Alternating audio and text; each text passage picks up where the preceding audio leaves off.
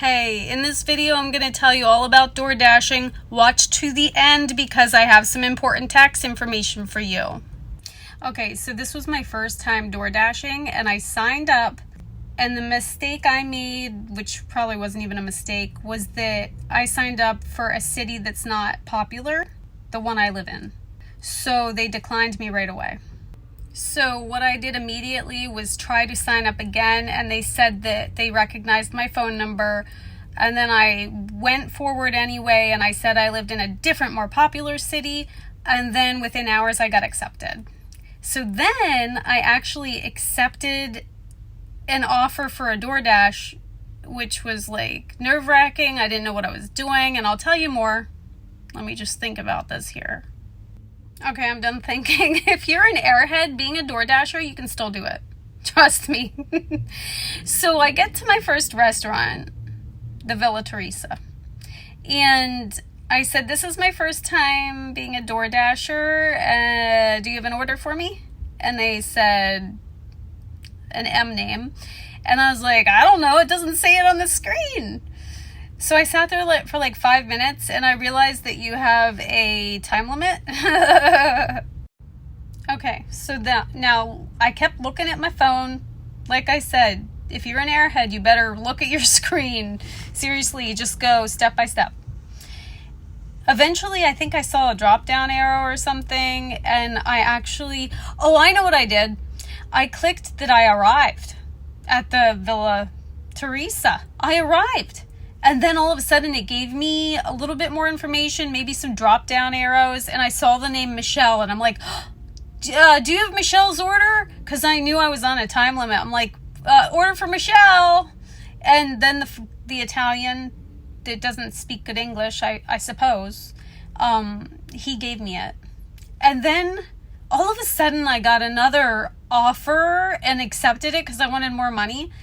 And then I got really freaked out but I looked, it was across the street. It was Arby's.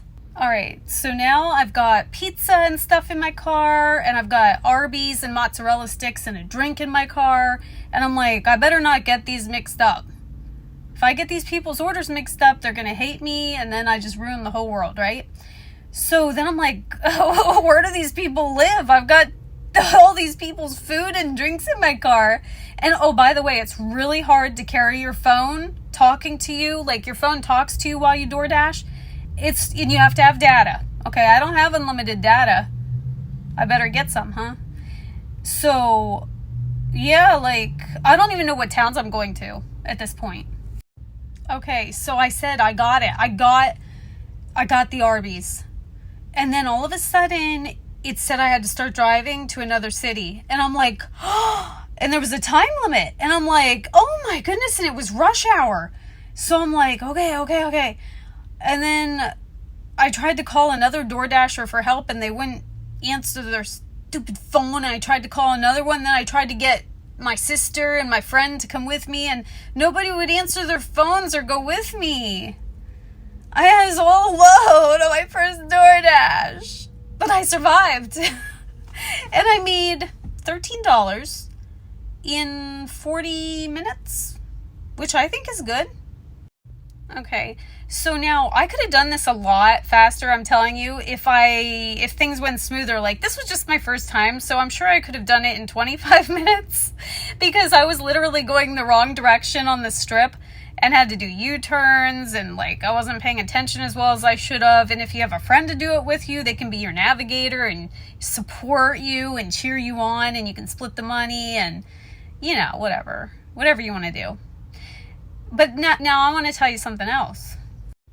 Okay, I want to tell you that the only reason I did this was because I needed to get some mortar to repair my building, okay? So I'm like, oh, I have to drive like 20 minutes to get mortar, so let's do some DoorDashing, right? Well, guess what I did? I did the DoorDashing first, which took me out of the city I was going to, and then I had to drive all the way back to the city with the mortar.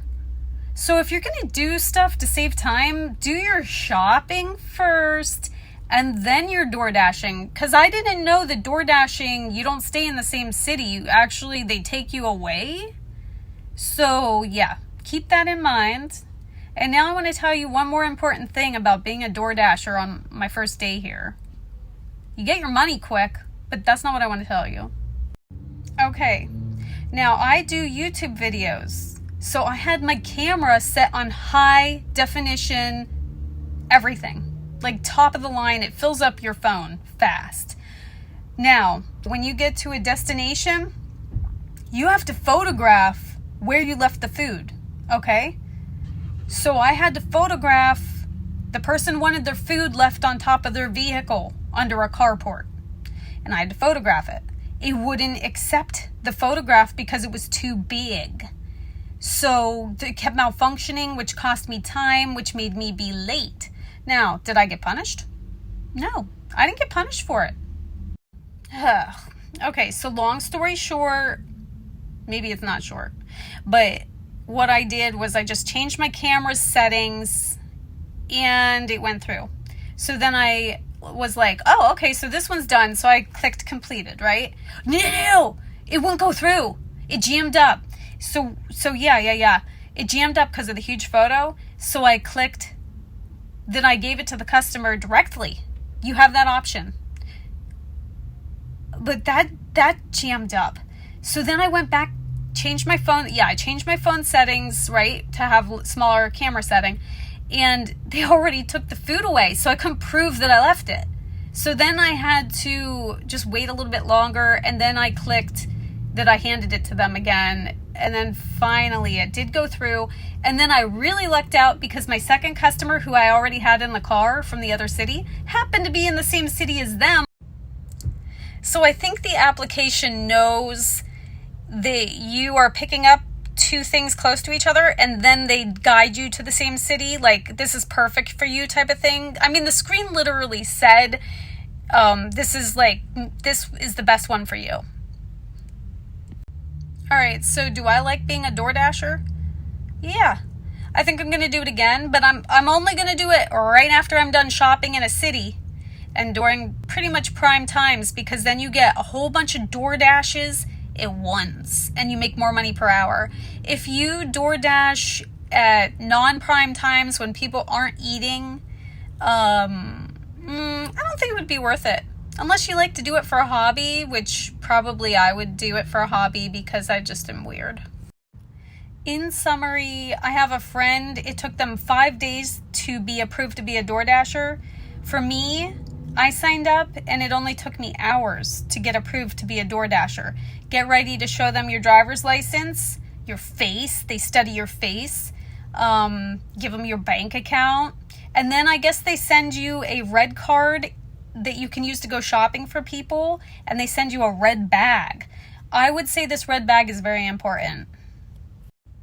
And the reason the red bag is very important is because you need your phone with you, and my pockets were too small for my phone. You need to carry your car keys. You might need to put the flashers on in your car. That has nothing to do with the bag. But with all this stuff you have to carry, food, drinks, your phone has to be in your hand. You have to be able to take a photo with your phone after you drop the food off. So you're going to need a carry bag. So, worst case scenario, if you don't like being a DoorDasher, you have a bag for free. Oh, hey, so before I go, also you should know that when you log in again, okay, I logged in again, they're going to ask you what your address is so they can mail you the bag and the red card.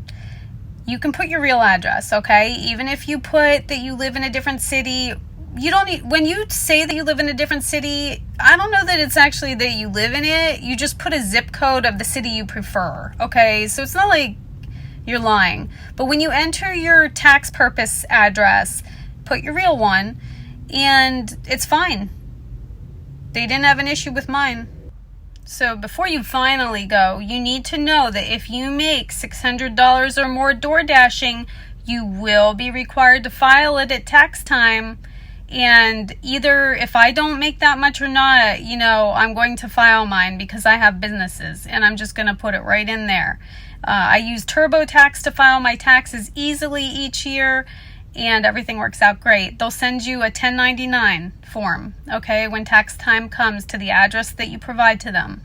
And that's it. It's easier than it sounds, I think. Thanks for watching. Click like and subscribe if you enjoyed this. Talk to you later.